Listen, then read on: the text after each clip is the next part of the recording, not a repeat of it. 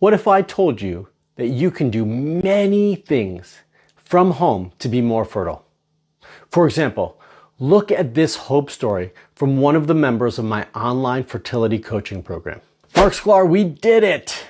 I joined the Hope Fertility Program, HFP, in January and February, started my program in March, and here we are. After hearing back in July that my husband's semen analysis would prove highly unlikely for natural conception and that IVF would be our next best option, today our natural God-given miracle is fighting to blossom inside me.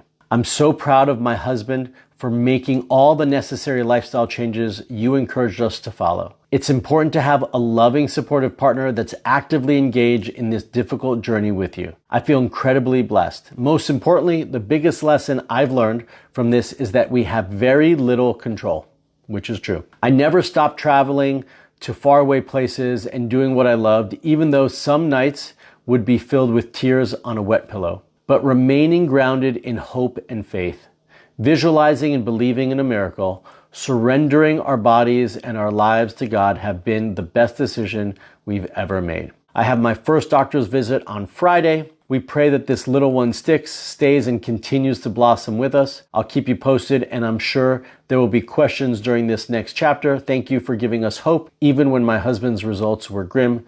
Thank you so much for everything. Bless you.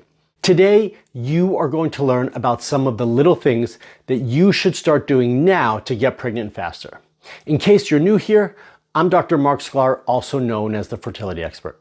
Everything that I'm sharing with you in this Fertility TV episode comes from my 21 years of experience as a natural fertility coach, helping couples from all over the world achieve their pregnancy. So stick around, because by the end of this video, you'll have actionable steps that you can start implementing today to boost your fertility naturally.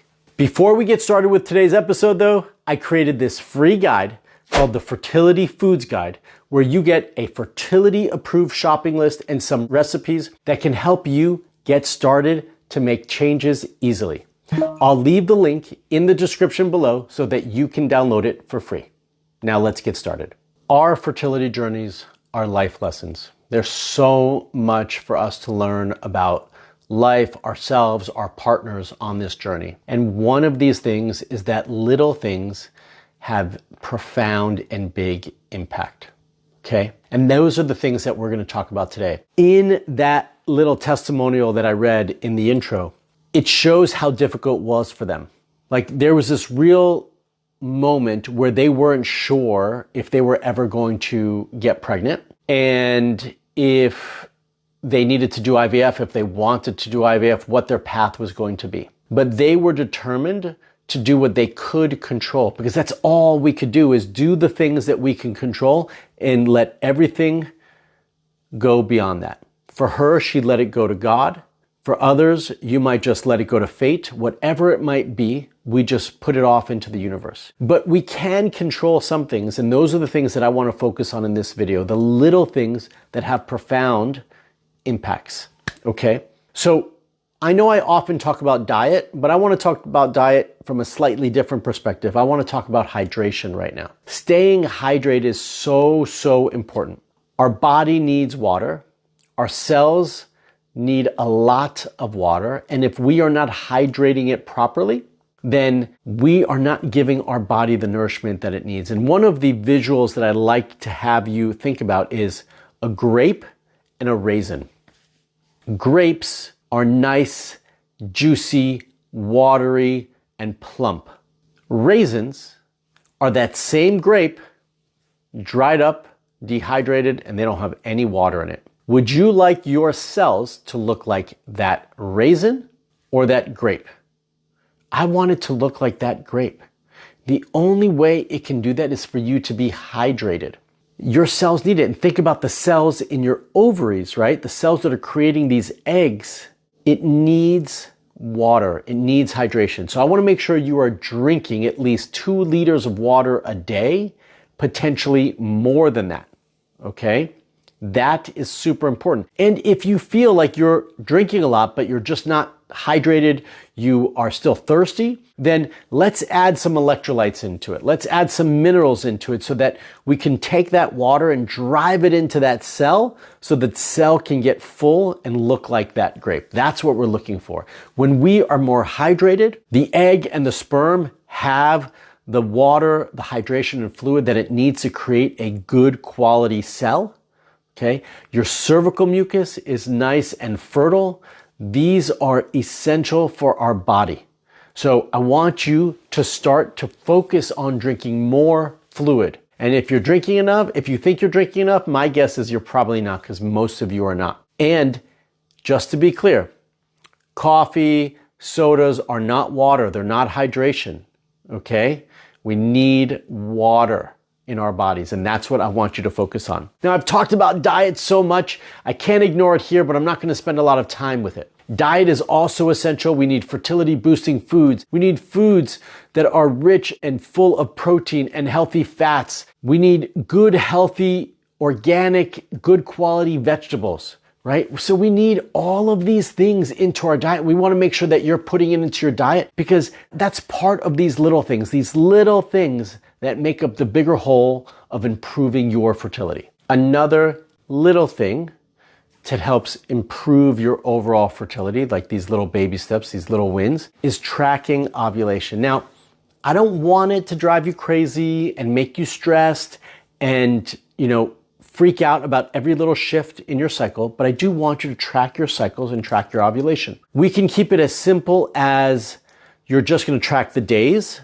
of your cycle and the symptoms you have so that you can track when you're bleeding and when you expect ovulation and so forth. We can make it more complicated than that. We can do basal body temperature charting where you're tracking your temperature every morning. We could make it more techie where you've got an app and you're peeing on a stick and you're tracking your hormones and tracking your cycles throughout the day. All of it is good in varying ways. It's not good if it's causing you stress. So I want you to gather that information. I want you to track your cycles, track ovulation so that you know when to time intercourse, but I don't want it to drive you crazy. One of my favorite little kind of tricks when we're doing this is that your partner and you are tracking together. So maybe you're the one taking your temperature or peeing on a stick, whatever it is, method that you're tracking, but you're not the one actually tracking. You're giving all that information to your partner, and your partner's the one doing the tracking. So you're gathering the information, but it's not stressful potentially for you. It also involves your partner in that process, and you guys together could be engaged in that process, not to mention that your partner also then knows when you're ovulating so that you know when to try, and they could be part of that process versus you nagging them all the time and telling them, hey, it's that time of the month and it's time for us to have sex so that we can have a baby, right? So it involves them, and I really like that piece because it integrates all of that together. So I do think tracking is important. It helps to put some structure into your cycle and allow you to try a little bit easier, but I want to make sure that it's not causing you too much stress, so be careful for that. Other little things that you can be doing to improve your fertility, and I've talked about these before. Exercise, sleep, removing toxins. These are all three valuable, important things. They all take some effort and some focus. So making sure that you're getting good quality exercise throughout your week, that you're getting regular, healthy sleep every day, and that you're doing all the things in your life to remove all the extra chemicals that you can control and you have a lot of control over it, to create a healthy, natural environment for your endocrine system, for your hormones, for your fertility. These are all super important. But one piece that I want to make sure that we cover today, which is a big part of these little things, is our mindset and our mental health. So important for us to have a good, positive outlook and mindset, even though it's not always easy every day. These little things make a huge impact, and taking little steps every day to improve our mindset and our mental health will have profound effects. So journaling every day, meditation, staying grounded, exercise can fall into that category. Positive affirmations, whatever it is that's going to help you create a positive outlook on life and on your fertility is really, really important. In the last 3 weeks, I have had so many couples that I'm supporting tell me that the doctors that they're working with have been negative, have been harmful to them in terms of their mental health, telling them that it's never going to happen, to give up. This communication is not okay, it's not healthy, and it shouldn't be acceptable for anybody. And to have your doctor talk to you that way is profoundly detrimental, and they do not realize the damage that they are doing. So we need to remove those thoughts, okay, which takes some effort on your part.